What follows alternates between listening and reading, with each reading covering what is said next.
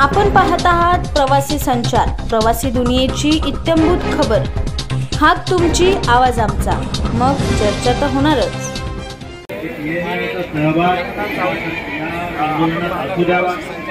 आम्ही आझाद मैदानावर आहोत। सर्व IBSFचे कर्मचारी आणि कार्यकर्ते या ठिकाणी रामटेके साहेब नागपूरहून आलेले आहेत। साहेब, तुम्ही आजचा जो मोर्चा आहे त्या मोर्चाच्या माध्यमातून तुम्ही काय सांगाल? तुमच्या प्रमुख मागण्या काय आहेत? थोडक्यात सांगा। पहिले तर मोर्चा आहे त्यात आम्ही स्वतः संख्येने सामील झालेलो आहोत आणि मी स्वतः 2017 पासून सर्वोच्च न्यायालयात पदोन्नतीत आरक्षण मिळावं यासाठी स्वतः हस्तक्षेप याचिका करत आहे। या प्रमुख मुद्द्यावर मला असं सांगायचं आहे की शासनाची आणि कोर्टाची म्हणजे सर्वोच्च न्यायालयाची इच्छा नाही आहे की लवकरात लवकर सुनावणी घेऊन या प्रकरणाचा निकाल लागायला पाहिजे। सर्वोच्च न्यायालयाने ऑलरेडी बॅकवर्ड आणि ओपन टू ओपन मध्ये पदोन्नती लागू केलेली आहे, पण महाराष्ट्र सरकारने अजून काही एक विशेष याचिका दाखल करून आमची याचिका लवकरात लवकर मार्गी काढावी आणि महाराष्ट्रातल्या 4.5 म्हणजे 4.5 लाख कर्मचारी आणि अधिकाऱ्यांना न्याय मिळावा असं ते काही म्हणत। त्यामुळे माझा आग्रह आहे की या सगळ्या संघटनांनी जे कर्मचाऱ्यांसाठी लढतात त्यांनी एकत्र येऊन पुन्हा आणखी एक आंदोलन IBSFच्या माध्यमातून करावं। जावळे साहेब, तुम्ही इथं आलात, आमचं म्हणणं ऐकून घेण्यासाठी त्यामुळे तुम्हाला धन्यवाद देतो। 70च्या दशकामध्ये विस पागे साहेब विधिमंडळाचे विधान परिषदेचे अध्यक्ष होते, सभापती। त्या काळामध्ये अनुसूचित जातीच्या समाजावर आपल्या मोठ्या प्रमाणावर अन्याय अत्याचार झाले। विस पागे साहेबांच्या अध्यक्षतेखाली समिती झाली। त्या समितीच्या माध्यमातून त्यांनी ज्या शिफारशी केल्या त्या 1975 साली त्या शिफारशी त्यांनी विधिमंडळात सादर केल्या। 76ला दोन्ही सभागृहात त्याच्यावर चर्चा झाली आणि 21 जून 1979 साली GR झाला। त्या GR मध्ये त्यांनी असं म्हटलेलं आहे की 15% लोकसंख्येच्या प्रमाणात अर्थसंकल्पात वाटा दिला गेला पाहिजे आणि असं GR आहे।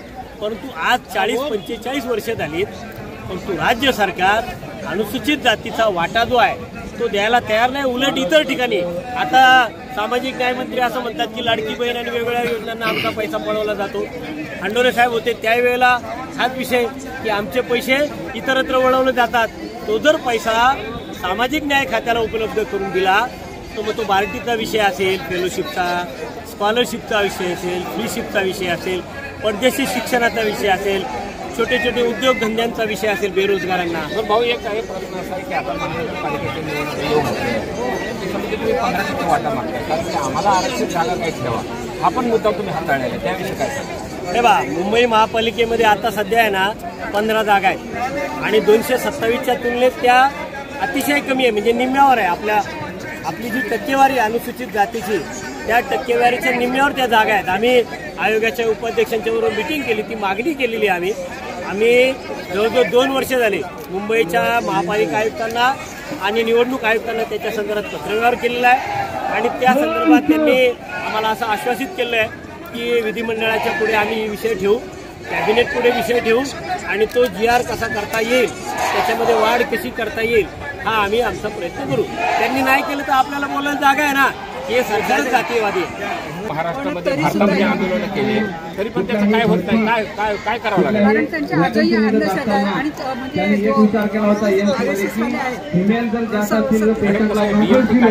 जर झाला आता तिथं गवई साहेब बसलेले मुख्य जस्टिस, तर त्यांच्याकडून तुमच्या काय अपेक्षा आहेत? गवई साहेबांकडून अपेक्षा काय, त्यांना हे जे काही घडत आहे ते कळत आहे, तर त्यांनी जास्तीत कळत नाही। BMT कायदा जर रद्द झाला तरच ते बौद्ध विहार आपल्या ताब्यात मिळणार आहे, हा मुख्य मुद्दा आहे। हा कायदा रद्द करावा लागेल आपल्याला। गवई आहेत ना, गवई त्याच्याकडून खरोखर आमच्या अपेक्षा आहे तर त्यांनी जास्तीत जास्त वेळ न लावला, मागण्या आहेत त्यांनी लोकांना मांडाव्या ही आमची अपेक्षा आहे। तुमच्या ह्या न्याय व्यवस्थेवर विश्वास आहे का की ते बौद्ध विहार आपल्याला ताब्यात मिळेल? भारतीय संविधान 1949 साली मंजूर झालं, 50 सालापासून अंमलात आलं. त्याचं 75 वर्ष आता अमृत महोत्सव सुरू आहे. त्या भारतीय संविधानाच्या अगोदर हा जो BT ॲक्ट आहे, बोधी महाबोधी मंदिर ॲक्ट जो आहे 1949चा आहे, तो संविधान पूर्वीच्या अगोदरचा आहे. त्यामुळे तो कायदा रद्द व्हायला पाहिजे. त्या कायद्यामध्ये अशी तरतूद आहे की 9 सदस्य आहेत, 9पैकी 5 हिंदू आणि 4 बौद्ध. तर त्यामध्ये पाचवा जो हिंदू आहे तो चेअरमन जो आहे तो चेअरमन असताना असं लिहिलं.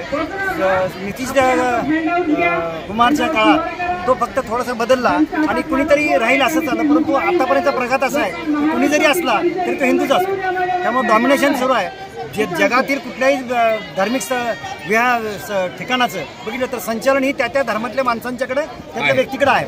परंतु याच्यात ती गोष्ट केली गेलेली नाही. तो कायदा बदलला गेलेला नाही, कायदा रद्द केलेला नाही. आता आंदोलन 23 पासून सुरू आहे आणि 29 जुलैला याची सुप्रीम कोर्टामध्ये सुनावणी निश्चित केलेली आहे. जे गवई साहेब या ठिकाणी सुप्रीम कोर्टाचे मुख्य सरन्यायाधीश झाले, त्यांनी तो निर्णय दिला की याचं सुनावणी एवढ्या वर्षी का नाही झाली. गोष्ट कायद्याच्या चकटोटी, म्हणजे गवई साहेब आमचे आहेत म्हणून नाही, तर कायद्याच्या कटोटीवर जे देशामध्ये जगामध्ये जे चाललेलं आहे. उलट महाबोधी महाविहाराला जागतिक वारसा आहे, जगाकडून पैसे मिळतात बौद्धाचा आहे म्हणून, आणि नियंत्रण मात्र हिंदूकडे कसं चालेल. त्यामुळे ती गोष्ट कायद्याच्या कसोटीवर तपासून बौद्धांनाच असलं पाहिजे. ते असणं गरजेचं नाही झालं तेव्हा रस्त्यावरची लढाई आणि न्याय लढाई दोन्ही डॉक्टर भीमराव आंबेडकर साहेब बाबासाहेबांचे नातू आहेत आणि बुद्धिस्ट मंडळ याच्या वतीनं केलं जाईल.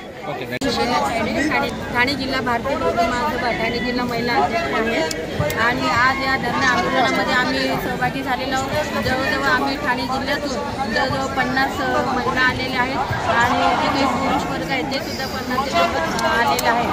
आणि या धरणे आंदोलनामध्ये आमची प्रमुख जी काही मागणी आहे का महाबोधी विहार जे बौद्धांच्या ताब्यात दिले, तर हे विहार आमच्या ताब्यात आलंच पाहिजे. कारण असं कुठलंही विहार नाही का ज्याच्यावर दुसरी कमिटी असते, परंतु हे महाबोधी विहार बौद्धांच्या ताब्यात अजूनही मिळत नाही. धरणे आंदोलन चालू आहे.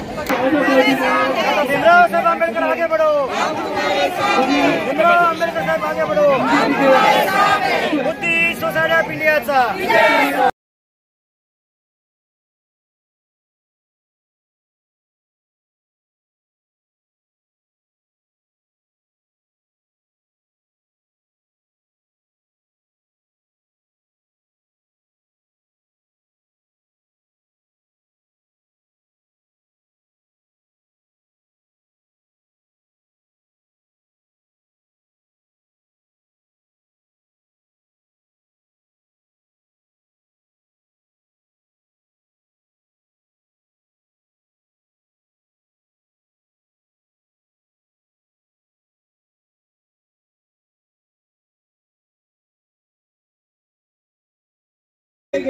या ठिकाणी आज आंदोलन जे लढत आहेत, मी या सर्व संघटनेच्या आंदोलनात पहिल्यांदा पाठिंबा देत असताना ज्यावेळी यांचं निवेदन वाचलं, याच्यामध्ये 50% जी माईंच्या मागण्या आहेत, गेले 10 वर्ष मी लढत आहे, याच्यामध्ये 80% मागण्या मी पूर्ण केलेल्या. महत्वाचं म्हणजे बायडीचा विषय यांनी घेतलेला आहे. तुम्हाला कल्पना असेल की या ठिकाणी ऐतिहासिक आंदोलन केले. बायडीच्या विद्यार्थ्यांसाठी जवळजवळ 4.5 कोटीचा निधी आपण आदरणीय शरद पवारच्या मिळून घेतले, तर त्याबद्दल तो यांचा विषय मी त्यांचा अभिनंदन करतो. दुसरा अत्यंत महत्त्वाचा मुद्दा या